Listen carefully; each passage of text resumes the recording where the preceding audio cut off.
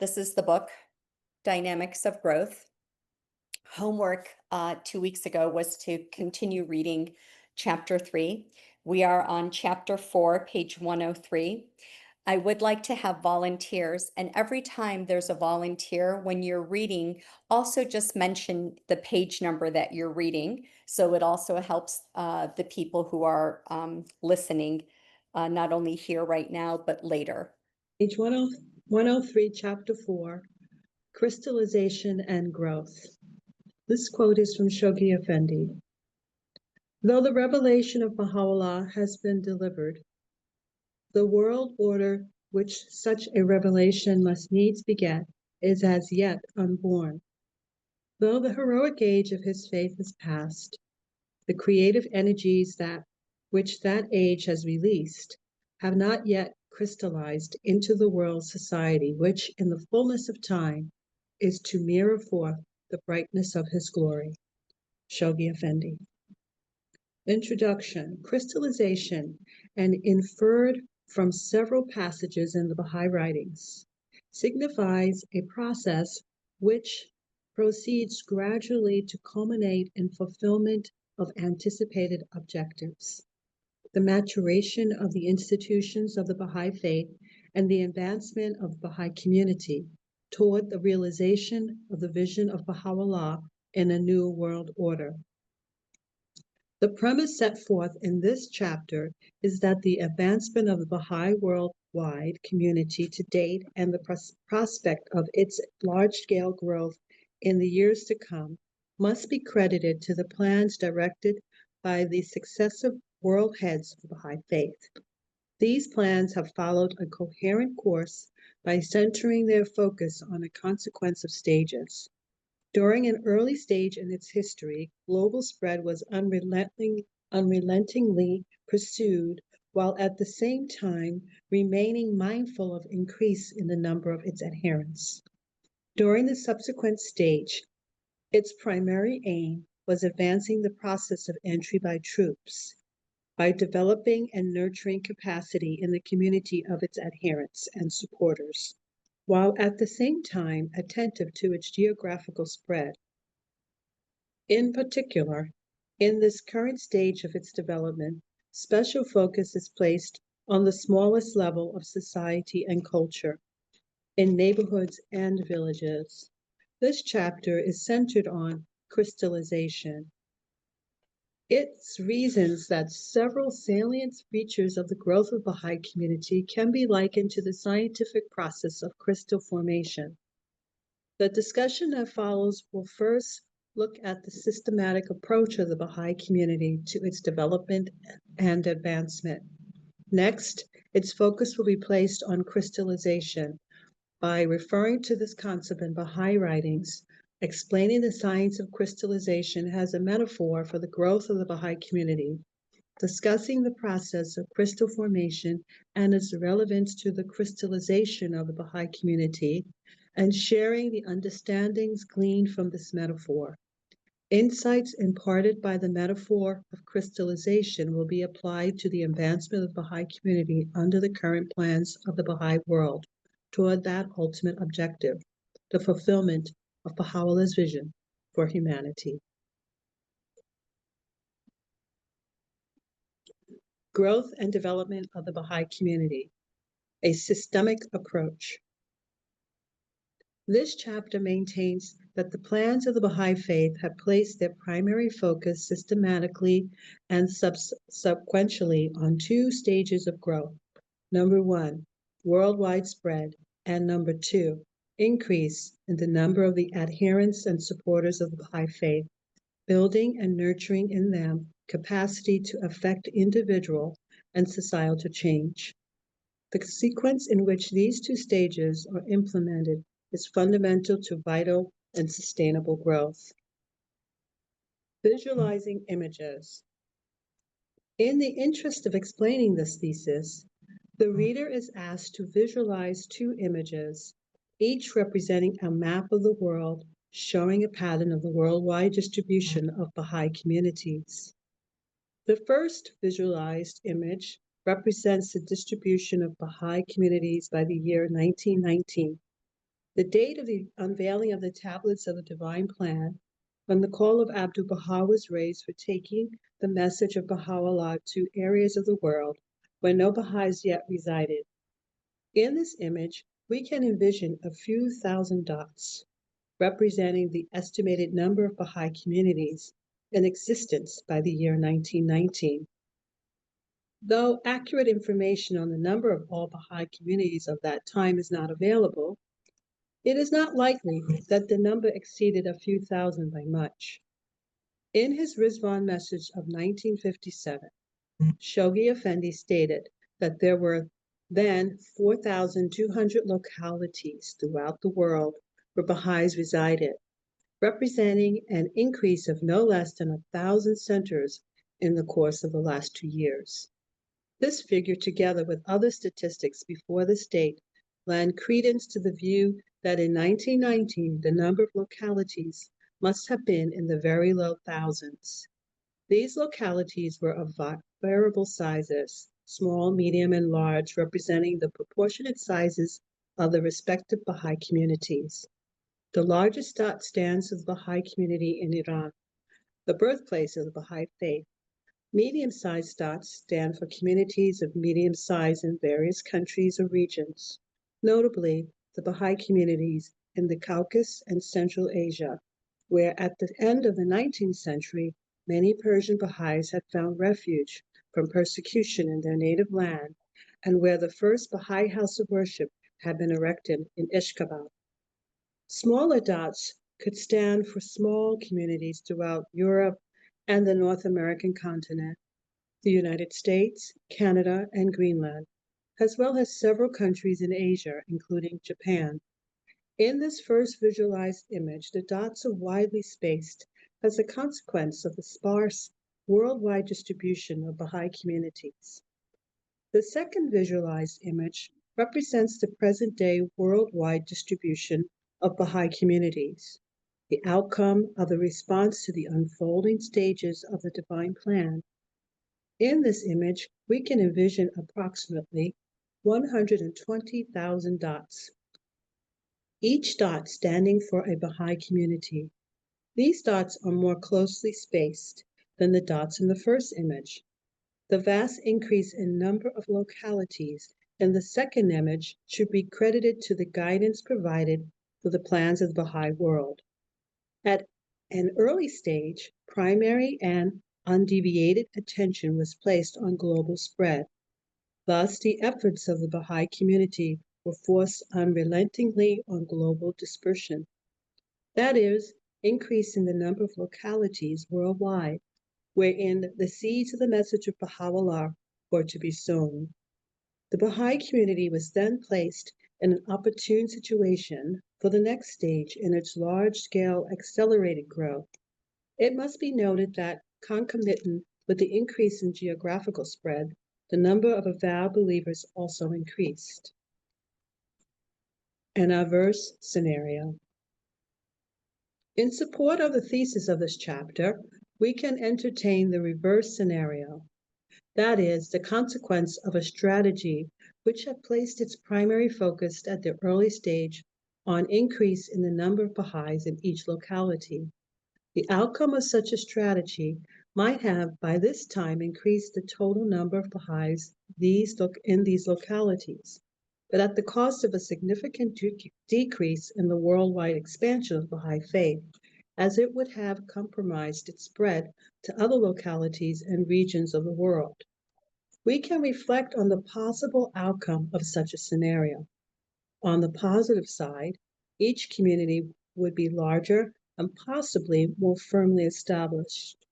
The sparsity of communities worldwide, however, would have presented serious drawbacks. First, significant loss in diversity could have compromised the vitality of Baha'i faith.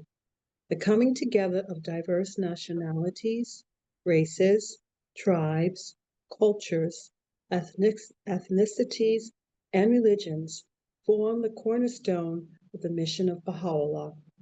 Second, the isolation, confinement, and persecution of certain key Baha'i communities, which were also the largest, would have significantly jeopardized the worldwide spread of the Baha'i faith.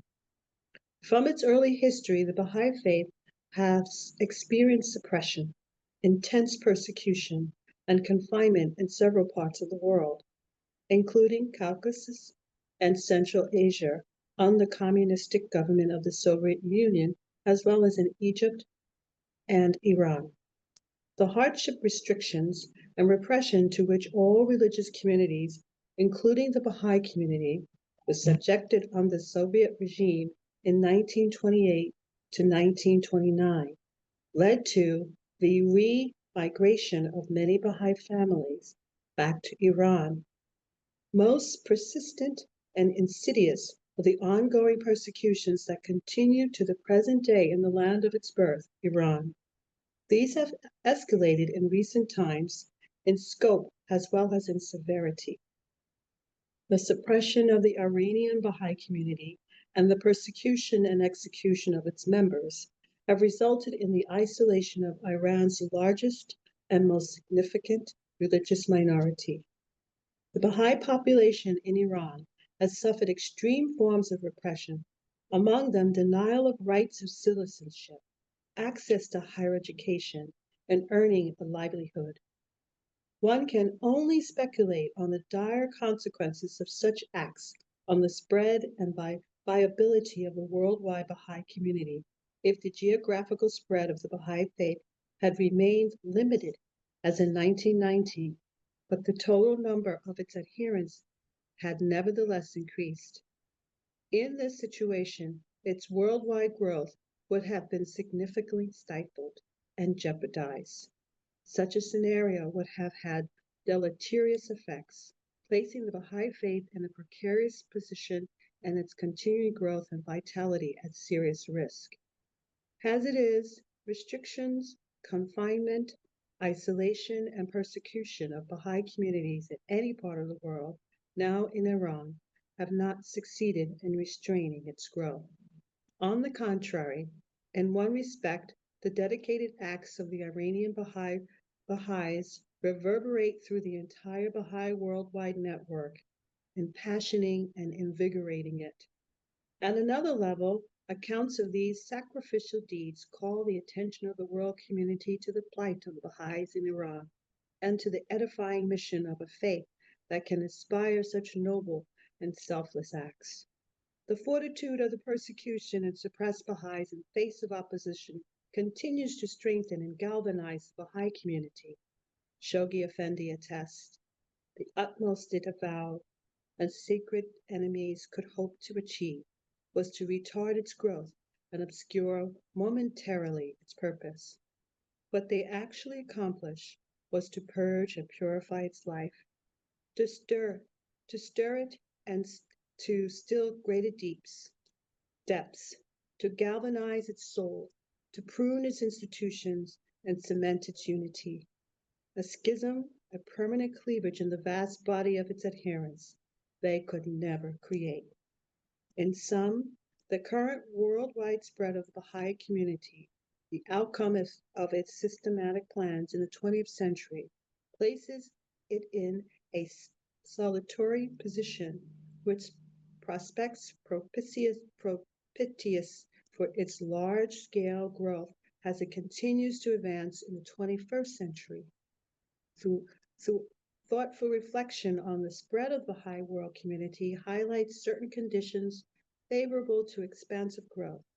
First, the large number of localities where Baha'i communities reside enhances diversity and contributes to the building models of unity in a microcosm of humanity. Second, assaults directed at certain key communities cannot have a drastic effect. Rather, they serve to inspire and animate the entire Baha'i world. Yeah, let's pause here. Um, yeah, thank you. Just a couple places where you said vitality, the word was really viability. So I just want to make sure for the person who's listening, we're really talking about the viability that's at risk. Dr. Khodadad, do you have anything that you want to share with us before we get into the butterfly effect, please? This book was written some years ago.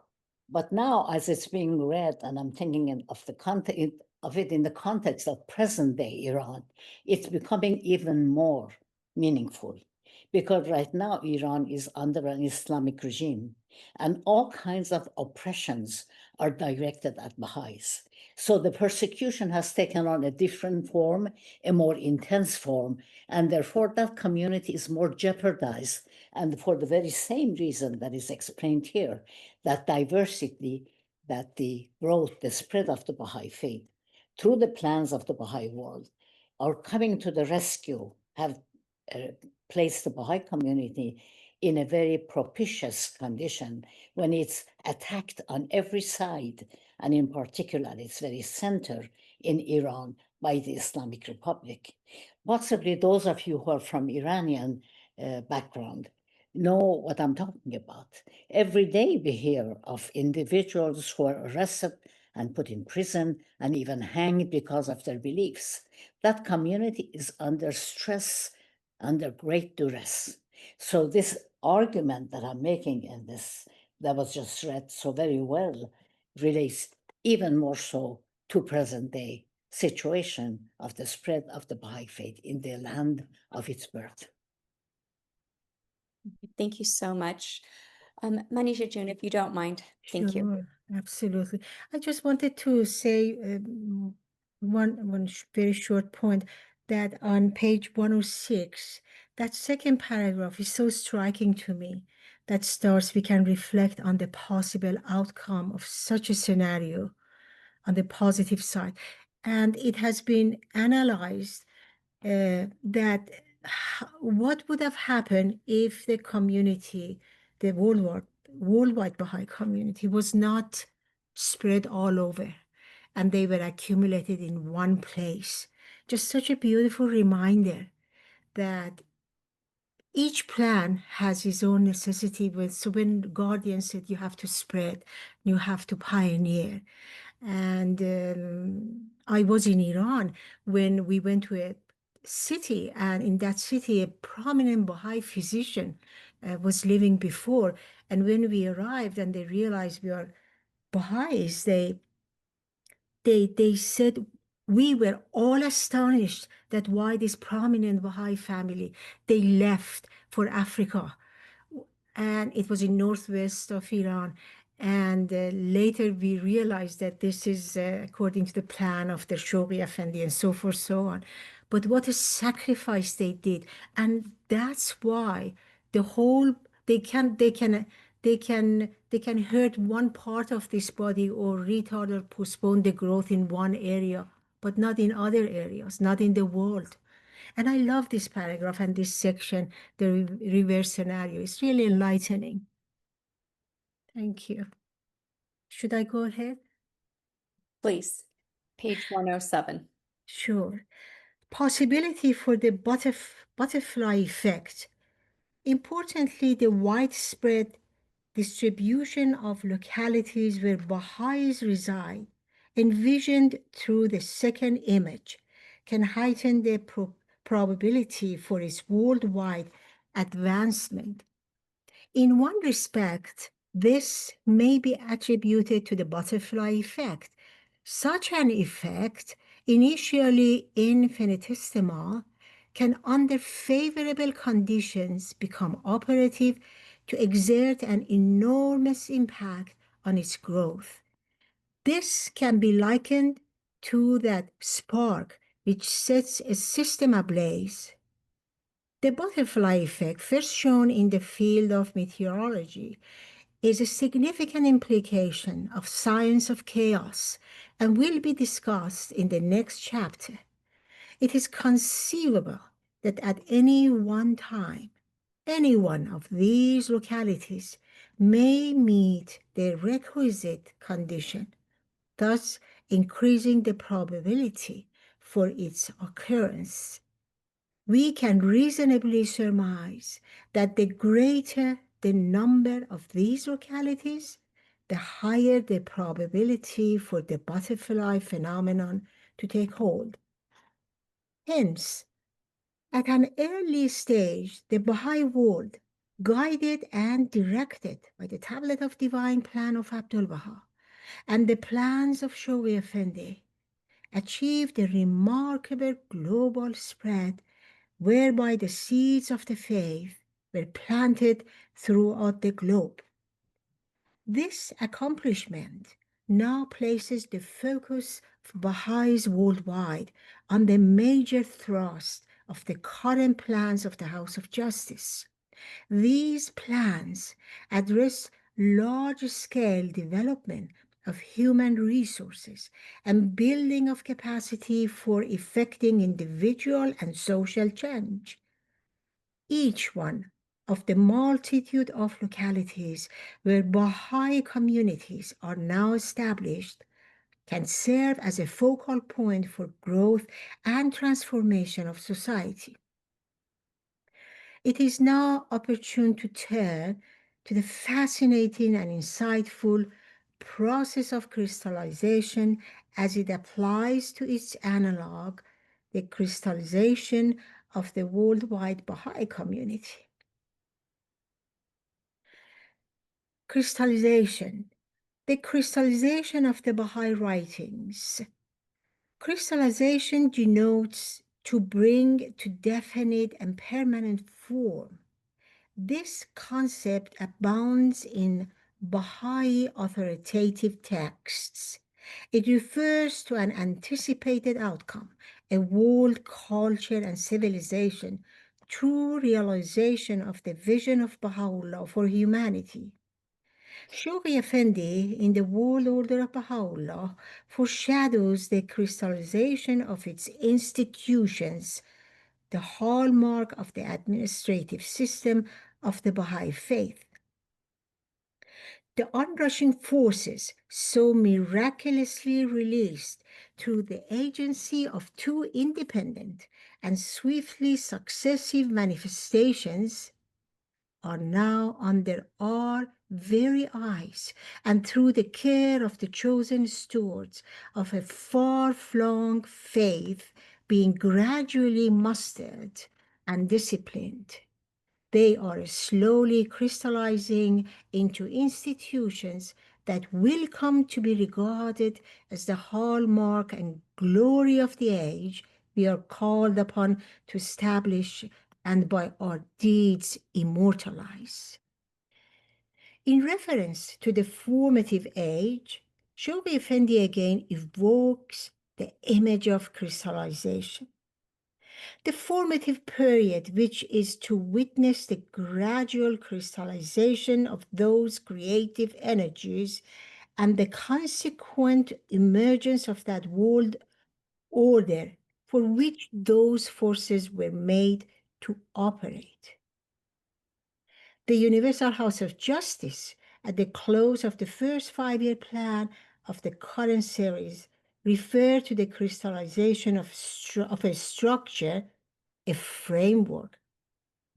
The elements required for a concerted effort to infuse the diverse regions of the world with the spirit of Baha'u'llah's revelation have crystallized into a framework for action. Crystallization conveyed through these passages is a process that progresses toward a glorious outcome, a viable structure, a framework for action toward the emergence of the world order of Baha'u'llah. Crystallization is a dynamic process, the multitude of facets and dimensions. Each holds profound insights, inviting reflection.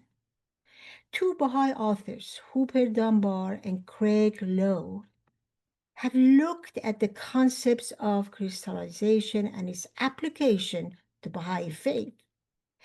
In this chapter, one other facet of crystallization grounded in natural sciences will be explored. The discussion in the previous chapter, the flow of plants and growth, is fundamental to the thesis presented in these pages. It provides an overview of the stages in the development and advancement of the Baha'i community under the guidance of sequential and systematic plans directed by successive world heads. Okay, does anybody have any questions or comments? No? Okay.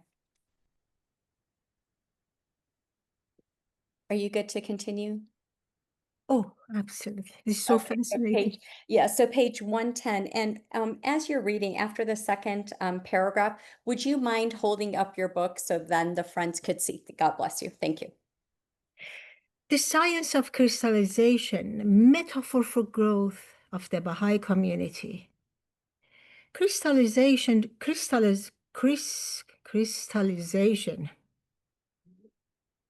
I'm sorry, follows scientific principles. It is a method used by chemists for purification of solids. Crystallization advances through two sequential phases, a slow phase of nucleation and a rapid phase of crystal formation to give rise to the desired product, a crystal with distinctive properties. Briefly, the formation of a crystal, such as sugar in a solution, proceeds through these two phases. First appear numerous nuclei as foci of growth. Next, these continue to grow until a crystalline structure of the highest purity is formed. Please forgive me for my notes because I have put notes, and as you put, I put a heart here. It means I love this part, but I don't know if you see it. Yes. Let's see. Yes. Is it visible? Yeah. Okay. Perfect. Thank you. Figure 1A and B is offered to illustrate the crystallization process. Crystallization of a substance is governed by certain conditions and specific requirements. In reference to the familiar example of crystallization of sugar in a solution, a critical concentration of the sugar molecule is needed before the process of crystallization sets in. During the phase of nucleation, at a certain critical level of the sugar molecule, numerous minute focal centers of growth, nuclei, formed throughout the medium. These continue to grow in size as shown in figure 1A until a threshold level is reached. Once this level is surpassed, the second phase of crystallization sets in. These centers of crystal formation continue to grow until the structure takes form and become crystalline, as shown in figure 1B. So this is this is so beautiful. Yeah, love that.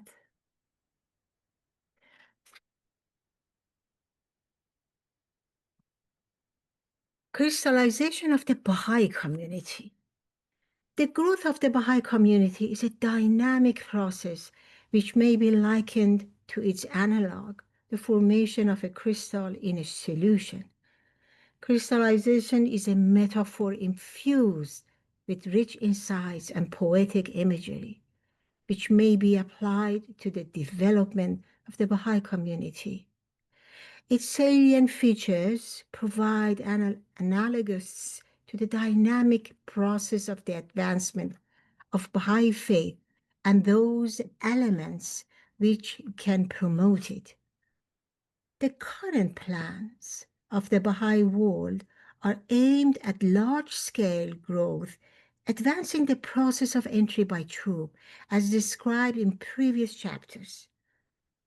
Special focus is placed on increase in the size of the Baha'i community itself, as well as of the number of its supporters and those imbued with the vision of Baha'u'llah for humanity.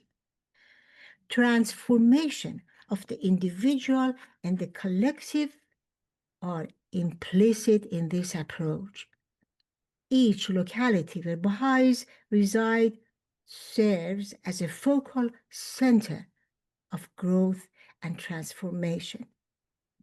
As these continue to progressively increase in size, in turn, they give rise to other localities. Together, all these serve as centers of growth.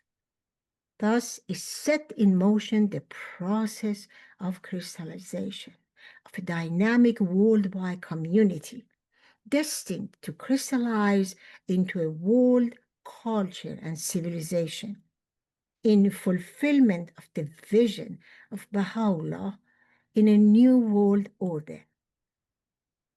In the context of the current plans of the Baha'i world, the analogy of crystallization provides several insights whose depth invite exploration and reflection. The analogy can further enrich understanding and appreciation of growth at several levels. At one level, the development of geographical units designated as clusters in the recent plans of the Baha'i world. At another level, the crystallization of the worldwide Baha'i community. And yet, at another level, the crystallization of a world civilization, the mission of the world order of Baha'u'llah. Fundamental to all is the individual, focal centers of growth in the crystallization process may be likened to expanding nucleus of individuals that can generate a movement towards the goal of a new world order. Yeah, I have to just do a slight pause before I pass it on to Teresa, but I think this was just so beautifully written. I know the visual might seem so simplistic, but it's really not. So thank you. I mean, it's just so beautiful to be able to not only see how dynamic, our community is and can be, but for you to just, like I said, I mean, sometimes simple is best, but it's just beautiful. I mean, I really love it, especially knowing that we're part of Baha'u'llah's vision. I mean, 200 years ago, I mean, this is such a gift. I mean, we really truly are just blessed. And if we don't know it right now. We really are blessed to be in this faith, and to be part of what he wants us to do. It's magnificent. It Thank truly, you. truly is. Yeah. Love that, Yeah. Nidoja. And I like this last 4 lines on page 111 before we get to the next headline. Mhm. That it says fundamental to all is the individual, and it has been exactly what you're saying, the power of the individual, Yeah. that protagonist individual starts from there. Mhm. Thank you. Yeah. Yeah. So if you don't know how important you are, we're going to say it now. Each one of you is important. Yeah. Really, it's amazing. It's amazing. Teresa, please. Thank you. Yes. Page 111. Yes. Okay. Insights gleaned from the metaphor of crystallization. Reflect on the metaphor of crystallization imparts further insights on the crystallization of the Baha'i community. Specific requirements. A crystallization process has specific requirements which can be applied to the growth and development of the worldwide Baha'i community. As before mentioned, crystallization of a substance such as sugar requires a critical concentration of the sugar molecules. By comparison, a critical number of adherents and supporters of Baha'i faith will be essential for the process of crystallization of the Baha'i community to take hold. Additionally, certain factors and structures induce and promote crystal formation. Inducers of crystallization stimulate and advance crystal formation. By comparison, factors that induce the crystallization of the worldwide Baha'i community include the essential elements of the current plans of the Baha'i world, the core activities. These include study circles, devotional meetings, children's classes, and junior youth empowerment programs, as discussed in chapters 2 and 3. These activities are operating at grassroots level in hundreds of thousands of small gatherings, often in homes, in neighborhoods and villages, spread across the face of the globe. They hold transformative power to induce the crystallization of a new entity, a new race of men and women, for bringing about that precious end product, a world civilization. Structures that promote crystallization serve as a scaffolding for crystal growth.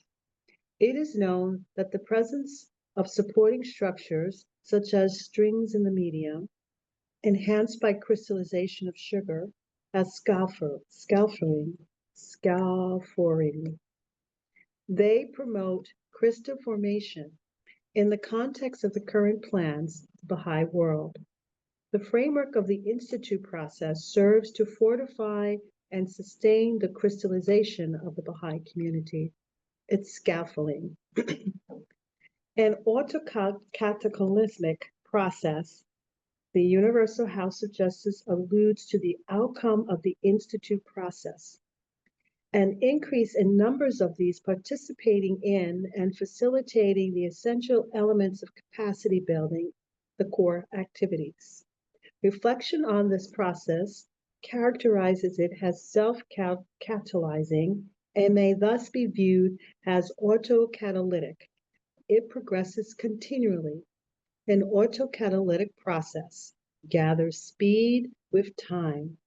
In this manner, very high levels of growth can be achieved. The implication of such a process is considered further in Chapter 5. The Universal House of Justice highlights the increase in participation in core activities as indicators of increased capacity in the Baha'i community, referring to the system of developing human resources as an instrument of limitless potentialities. They point out that it is possible for an expanding nucleus of individuals to generate a momentum toward the goal of a new world order. Such ever-expanding nuclei hold the prospects for construction of a global civilization. We can envision a dynamic system wherein the incremental growth of such nuclei, once set in motion, holds enormous potential for the advancement of the Baha'i faith. The process of crystallization of the Baha'i community is bound to bring forth a system wide in scope and world-embracing. Insights gleaned from the crystal, the ultimate product of crystallization. Figure 1b calls attention to the outcome of the crystallization phase. The crystal, its end product, has the requisite properties of structure and order. Its hallmark is purity. As a metaphor, the crystal holds rich insights which can be applied to its analog, the ultimate product of development and crystallization of the worldwide Baha'i community. Such a process must result in an entity characterized by order, structure, and purity of character.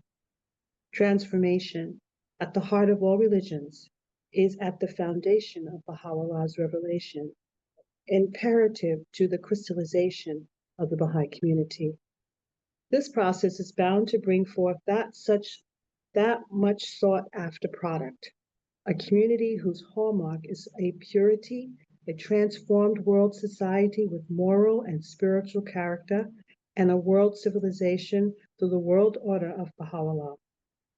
Reflecting on the growth and advancement of Baha'i faith and the insights gleaned from the science of crystallization, the Baha'i community may wish to note that the initial phase of crystallization, the phase of nucleation, is slow, but its subsequent phase, crystal formation, is rapid.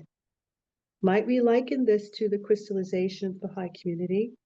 Might we, with confidence and assurance, look beyond the slow phase of nucleation to the next phase, that rapid phase of crystal formation? Once set in motion, factors yet unanticipated can bring about an accelerated rate of growth of the Baha'i faith and the advancement of civilization to its next level, a vital and transformed world culture.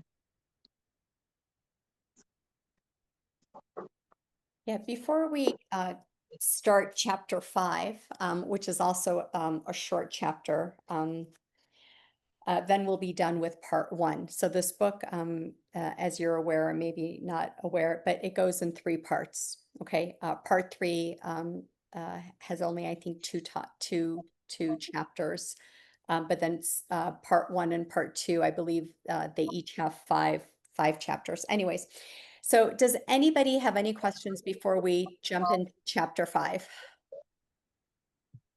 Or any comments, reflections? Mhm. Yes, We're- what was just read. Oh, sorry. I'm sorry.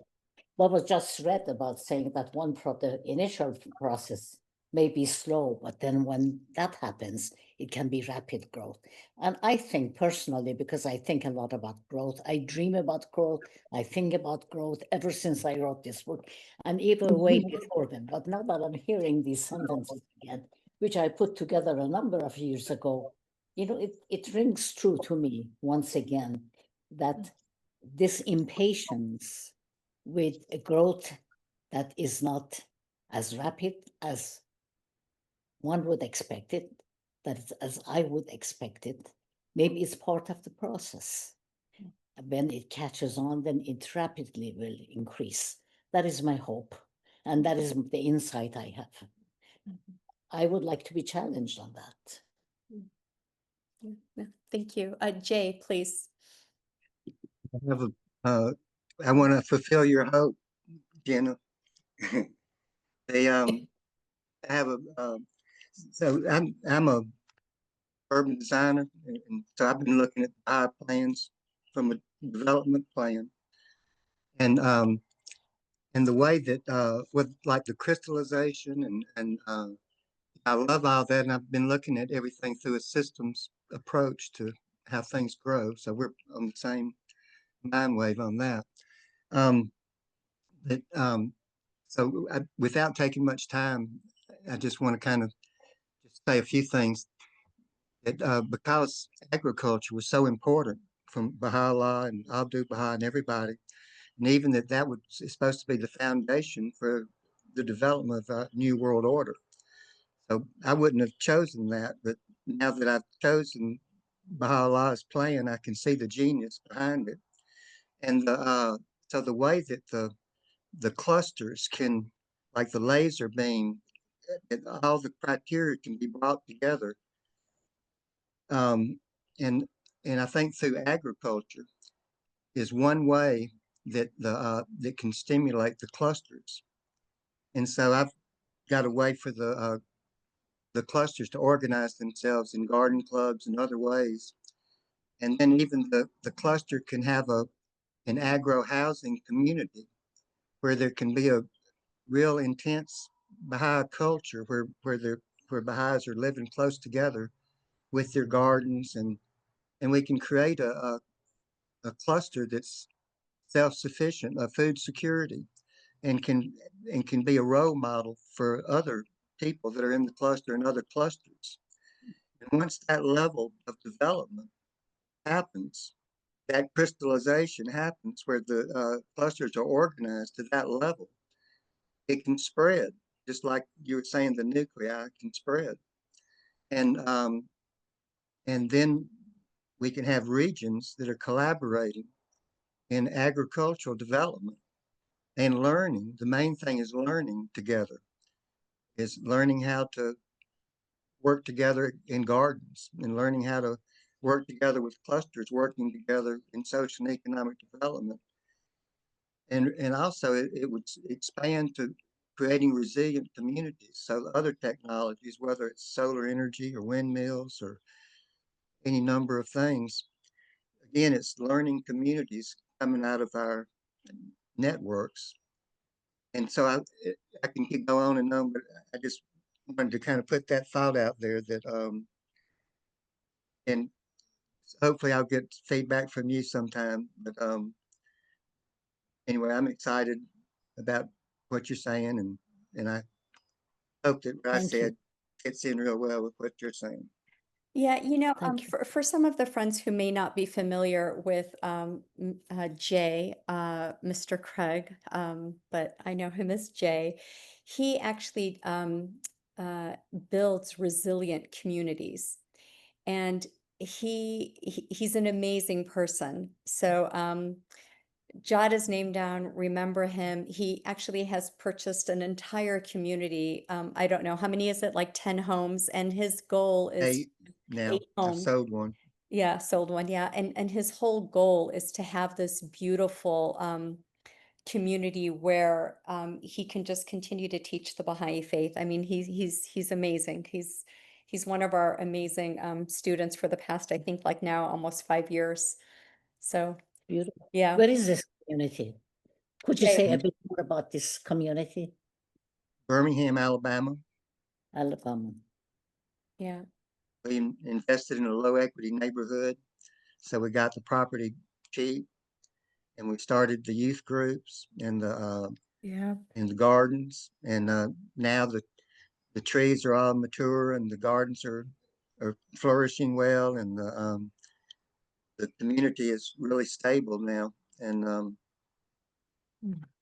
so it's a lot. I've learned a lot, and now I'm ready to start sharing it. What I'm hoping is that, again, like it, same way you're thinking, is that the Baha'is will self-organize Mhm. into a learning community, and agriculture would be the first thing that we would learn about, but we wouldn't be limited to agriculture, but we would be building resilient communities and resilient clusters. So we'd involve the whole community.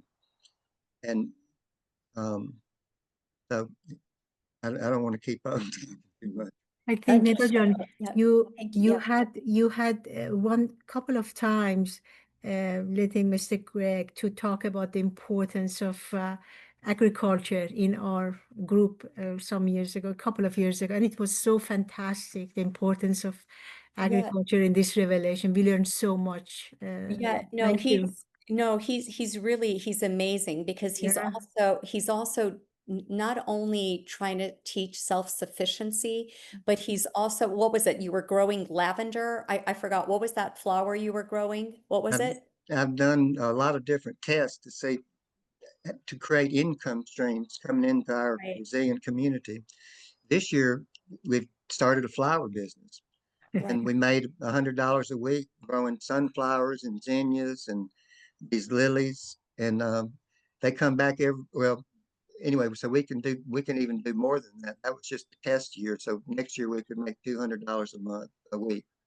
Yeah, which is And fantastic. that was, the flower business was good because that got more people interested. That having gardens or even having youth groups, that people didn't jump on that bandwagon, but planting some zinnias in their yard, they love that.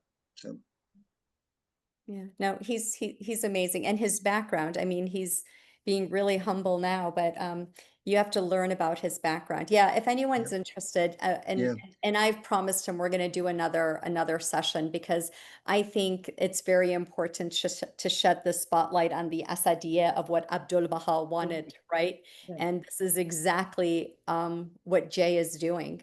And he's asking for help.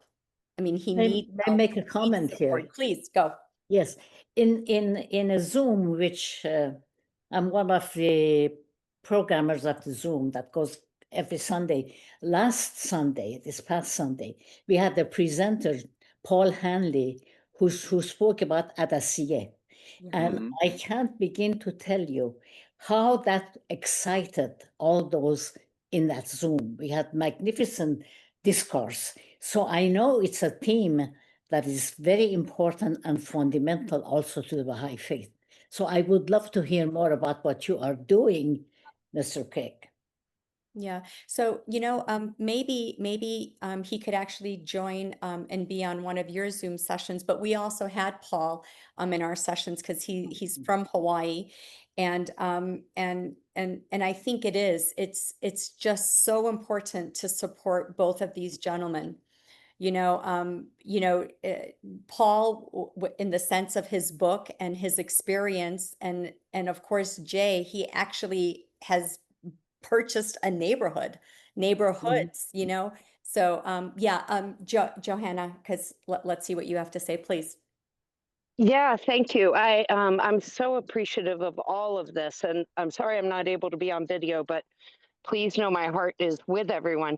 And I imagine folks know, but there also is an Association of Baha'i Studies working group around different aspects of agriculture. They tend to change, but there are a number of endeavors out there, and I bring that up because my mom is in North Carolina, Winnie Merritt, and she's worked a whole lot on agricultural efforts across Baha'is and studying the writings together and so on. So I'm thrilled to have heard from you, Mr. Craig, and I can't wait to tell my mom if you all haven't already met. But Yeah, we know each there other. are. Thank you. We know each Oh, other. good, good, She's good. great. Your mom's great.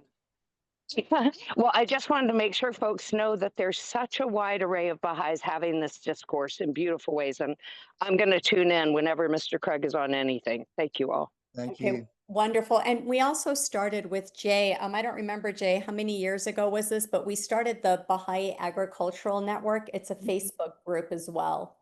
So yeah. We kind of let it go, but we can pick it back up again if you want to. Yeah, absolutely. Absolutely. So, okay, I guess we won't start chapter 5 because we're almost up for time, but I think it was a good discussion. But let's go ahead and assign chapter 5 as our homework, which is the science of chaos and thousandfold growth. Like I said, it's not that big of a chapter. It's about 14 pages. And then what we'll do is before we start part 2, which will go into chapter 6, we'll definitely discuss chapter 5 for about the first 15 minutes, okay? In our next session. Okay, Dr. Khodadad, any lasting words for us before we leave? Well, I really want to express my appreciation for your presence. This book I wrote quite a few years ago, and as we go through it, I become heartened that some of the points are still as relevant as they were in those days, in those years.